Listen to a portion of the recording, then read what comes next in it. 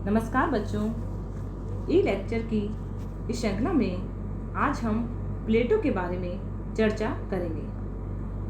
आपको पता है कि हमने पिछले लेक्चर्स में प्लेटो के विभिन्न सिद्धांत जैसे साम्यवाद सिद्धांत, न्यायिक सिद्धांत, आदर्श राज्य का सिद्धांत, दार्शनिक शासक सिद्धांत, शिक्षा सिद्धांत आदि सभी पर अध्ययन कर चुके हैं। आज हम प्लेटो के दर्शन के परिप्रेक्ष्य में एक विचारणीय प्रश्न कि क्या प्लेटो एक फासीवादक विचारक हैं पर चर्चा करेंगे।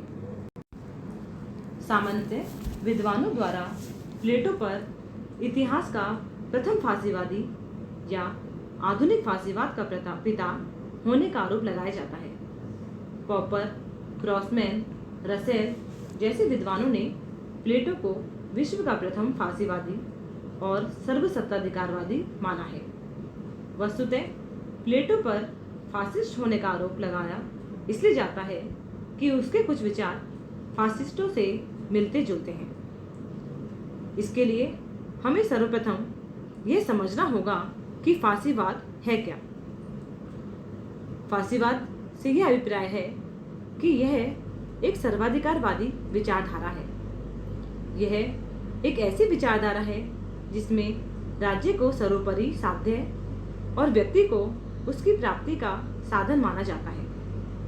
राज्य से स्वतंत्र व्यक्ति का न तो कोई अस्तित्व है, न उद्देश्य और न ही कोई अधिकार।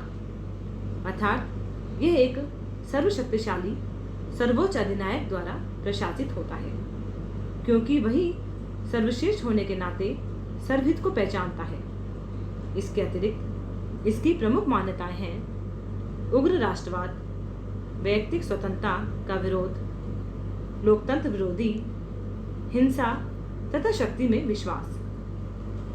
प्लेटो की विचारधारा में अनेक तत्व मिलते हैं जिससे उन्हें फासीवादी विचारक कहने का आधार बनाया जा सकता है। प्लेटो राज्य की महत्ता का प्रतिपादन करते हैं। प्लेटो आदर्श राज्य में दार्शनिक राजा के असीमित शासन पर बल देते हैं।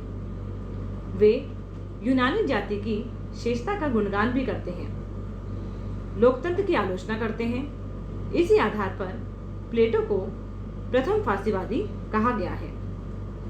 अब हम बात करें प्लेटो की फासीवाद से समानता व असमानता।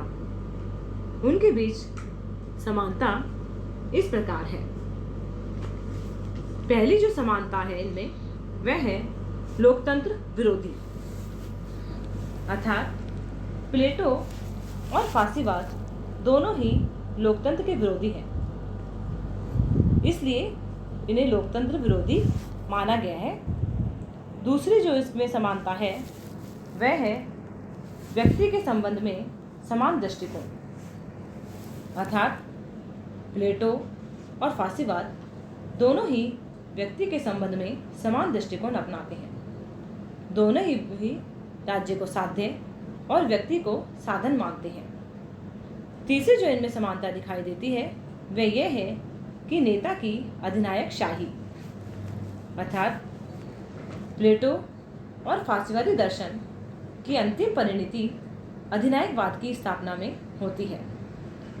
दोनों दर्शन के अनुसार शासक के शब्द ही कानून है। शासक कानून से परे हैं, इसलिए इनमें नेताओं की अधिनायक शाही पाई जाती है। चौथी जो समानता है उनमें दिखाई देती है वह है राज्य की सर्वोपरिता।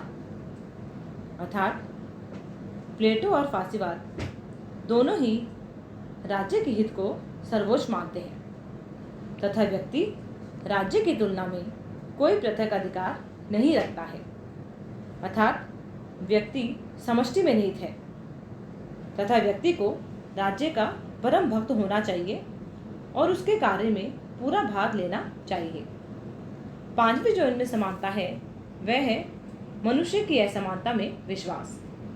अर्थात प्लेटो और फासीवादी विचारक दोनों ही मनुष्य की असमानता में विश्वास करते थे। दोनों का ही मानना था कि सभी मनुष्य की बौद्धिक क्षमता और कार्यों की शक्ति एक समान नहीं होती तथा शासन करने की क्षमता कुछ थोड़े से व्यक्तियों में ही होती है तथा बाकी शेष सभी व्यक्ति भेड़ों की तरह केवल शासित होने के लिए ही जन्म लेते हैं। छठी जो समानता है वह है राज्य नियंत्रित शिक्षा का समर्थन। अर्थात प्लेटो और फासीवादी विचारक दोनों ने ही राज्य नियंत्रित शिक्षा का समर्थन किया है तथा दोनों ने ही कला और साहित्य पर कठोर प्रतिबंध लगाया है। सातवीं जो इनमें समानता दिखाई देती है वह है कर्तव्य पर बल। अर्थात प्लेटो एवं फासीवादी दोनों ने ही व्यक्तियों के केवल कर्तव्य पर ही जोर दिया है, उनके अधिकारों पर नहीं। दोनों के अनुसार व्यक्ति को राज्य का परम भक्त होना चाहिए और राज्य की सेवा हेतु सदैव तत्पर रहना चाहिए। उपयुक्त समानताओं के आधार पर प्लेटो को फासीवादी कहा गया है, लेकिन हम देखते हैं कि वस्तु स्थिति यह है कि केवल सतही अध्ययन के आधार पर ही प्लेटो को फासीवादी कहा गया है। यदि हम गंभीर और व्यापक अध्ययन करें तो पता चलेगा कि प्लेटो की विचारधारा और फासीवाद में अंतर दिखाई देते हैं। प्लेटो और फासीवाद में अंतर इस प्रकार से है। पहला जो अंतर है वह है प्लेटो विवेक पर बल देता है और फासीवाद विवेक विरोधी दर्शन है। अर्थात प्लेटो का समस्त चिंतन बुद्धि और तर्क पर आधारित है, लेकिन फासीवाद इसके नितांत एक बुद्धि विरोधी धारणा है। दूसरा जो इसमें अंतर है वह है कि प्लेटो नैतिकवाद है जबकि फासीवाद अनैतिकवाद। अर्थात प्लेटो का समस्त विचार दर्शन नैतिकवादी है, जिसमें ज्ञान, गुण, संयम, सच्चरिता प्रमुख तत्व हैं, जबकि फासीवाद किसी भी प्रकार की नैतिकता में विश्वास नहीं करता। तीसरा जो इसमें अंतर दिखाई देता है वह है कि प्लेटो आदर्श पर बल देता है जबकि फासीवाद यथार्थ पर। अर्थात प्लेटो समस्त राजनीतिक चिंतन में आदर्शवादिता का सर्वोच्च प्रतिनिधि है, जबकि फासीवाद घोर यथार्थवादी दर्शन है। चौथा जो हम अंतर देख सकते हैं वह है कि प्लेटो संयम पर आधारित है जबकि फासीवाद दमन पर। अर्थात प्लेटो शासक वर्ग द्वारा विरोधियों के दमन की बात सोच भी नहीं सकता, लेकिन फासीवादी विचारधारा शक्ति और नेतृत्व पर आधारित है। न केवल व्यवहार वरन सिद्धांत में भी उसके द्वारा विरोधियों के दमन को औचित्यपूर्ण बताया जाता है। नेक्स्ट जो अंतर इसमें दिखाई देता है वह है कि प्लेटो साम्यवाद में विश्वास करते हैं जबकि फासीवाद साम्यवाद विरोधी है। इससे हम यह समझ सकते हैं कि प्लेटो का साम्यवाद यद्यपि आज के साम्यवाद से बहुत अधिक भिन्न है, लेकिन किसी न किसी रूप में वह साम्यवाद में विश्वास करता है, क्योंकि उसके द्वारा संरक्षक वर्ग के लिए संपत्ति का निषेध किया गया है। लेकिन फासीवाद साम्यवाद का सबसे प्रबल विरोधी है। छठा जो इसमें अंतर दिखाई देता है वह है प्लेटो की विचारधारा जहाँ शांतिवादी है वहाँ फासीवाद युद्धवादी है। अर्थात प्लेटो आंतरिक और बाहरी क्षेत्र में शांति में विश्वास करता है, लेकिन फासीवाद निरंतर युद्ध की स्थिति को बनाए रखना चाहता है।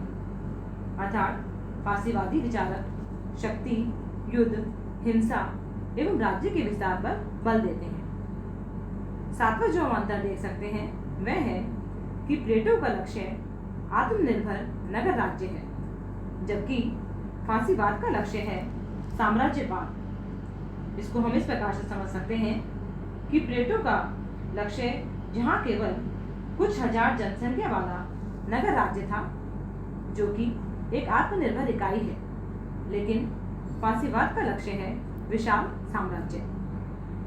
आठवां जो अंतर इसमें दिखाई देता है वह है न्याय संबंधी धारणा में अंतर। अर्थात प्लेटो और फासीवादियों की न्याय संबंधी धारणा में भी अंतर है। जहाँ प्लेटो के अनुसार अपने स्वभाव के अनुकूल कार्य करना न्याय है, वहाँ फासिस्टों के अनुसार न्याय शक्तिशालियों का हित है। शक्ति के उपासक होने के नाते फासिस्टों ने जिसकी लाठी उसकी भैंस के सिद्धांत को ही न्याय का मूल मंत्र मान लिया है। अब हम इसकी समानता व असमानता को देखने के पश्चात इस निष्कर्ष पर पहुंचते हैं कि प्लेटो के सिद्धांत और फासिस्टों के सिद्धांत में कतिपय समानताओं के होते हुए भी दोनों में मौलिक अंतर है। यह सच है कि फासिस्टों की भांति प्लेटो ने भी व्यक्ति को राज्य के अधीन कर दिया है, कतिपय व्यक्ति को ही शासन करने का अधिकार दिया है। फिर भी प्लेटो को सर्वसत्ताधिकारवादी नहीं कहा जा सकता। सही मायने में प्लेटो को न तो फासिस्ट कहा जा सकता है और न सर्वसत्ताधिकारवादी। हाँ बच्चों, अब हम नेक्स्ट क्लास में दूसरे यूनानी दार्शनिक अरस्तु के बारे में अध्ययन करेंगे। धन्यवाद।